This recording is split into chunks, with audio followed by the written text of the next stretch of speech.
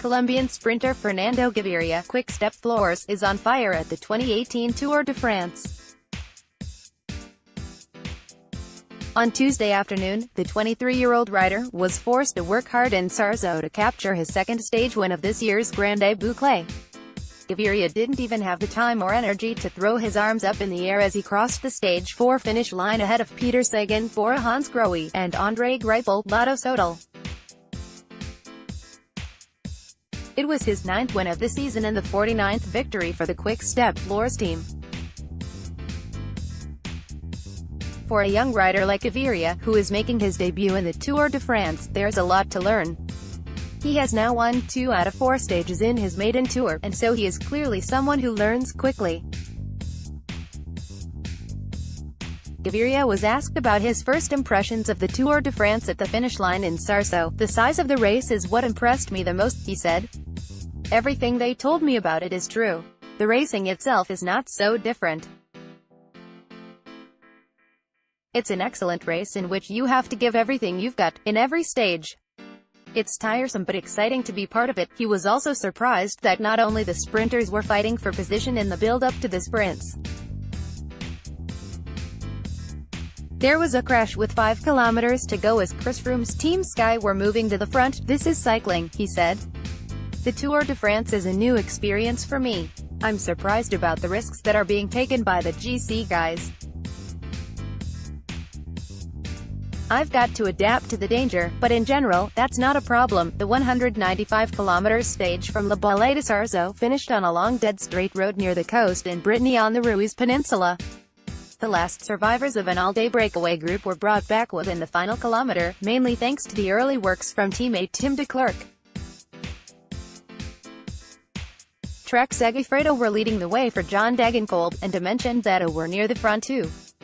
At 700 meters from the finish line, Quick-Step's Maximiliano Richis charged forward through the front of the peloton with Gaviria on his wheel and Sagan, wearing the green jersey, just behind them.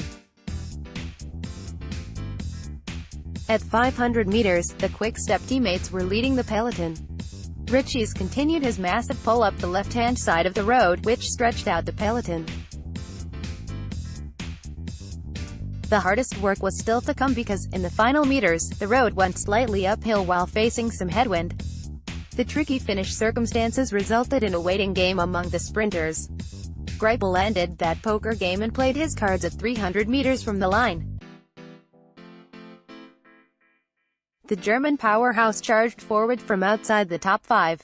By the time Greipel came to the front of the race, Gaviria had launched his sprint. Greipel and Gaviria were sprinting side by side, with the German rider briefly moving ahead of the Colombian. In the final meters, Greipel started fading while Sagan was coming up. Gaviria threw his wheel over the line in first place while Sagan narrowly beat Greipel for second place. "It was a hard-fought and difficult sprint," Gaviria said.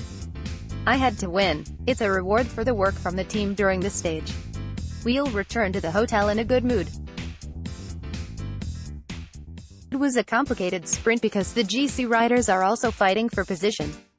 That's what we have to deal with in this Tour de France, and we have to take it as it comes. I've had other hard-fought sprints this year at the Tour of California. Colombian pushed me to the maximum, maybe even more than today. Gaviria referred to the Australian rider who wasn't selected for the Tour de France by his Mitchelton Scott team. "Andre Greipel played it well today and surprised me by going from far out. Luckily I had enough left in the tank to pass him and hold off Peter Sagan." After winning the first stage and taking the yellow jersey, Gaviria was unable to sprint along in stage 2 due to a late crash in the peloton.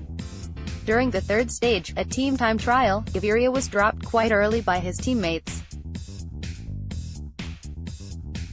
The cooperation in the team wasn't as perfect as anticipated, and they narrowly lost out on the stage victory in the yellow jersey for teammate Philippe Gilbert. After a fantastic start in the Tour de France, the so-called Wolf Pack team headed back to the hotel from Cholet with a few riders being very disappointed and angry. "We are pleased to have won 2 stages," Gaviria said. "We want to win as many stages as possible. I want to enjoy being in the mix in the sprints." How many? We'll see and take it day by day. If I can win the green jersey in Paris? That's a difficult question. If I would get the green jersey, that would be incredible. Winning the green jersey battle from Peter Sagan isn't easy. I'll collect as many points as possible, and if things go my way, then I'll get the jersey in Paris. On Wednesday, the stage is likely going to finish in a bunch sprint, although the course is more demanding than the previous stages.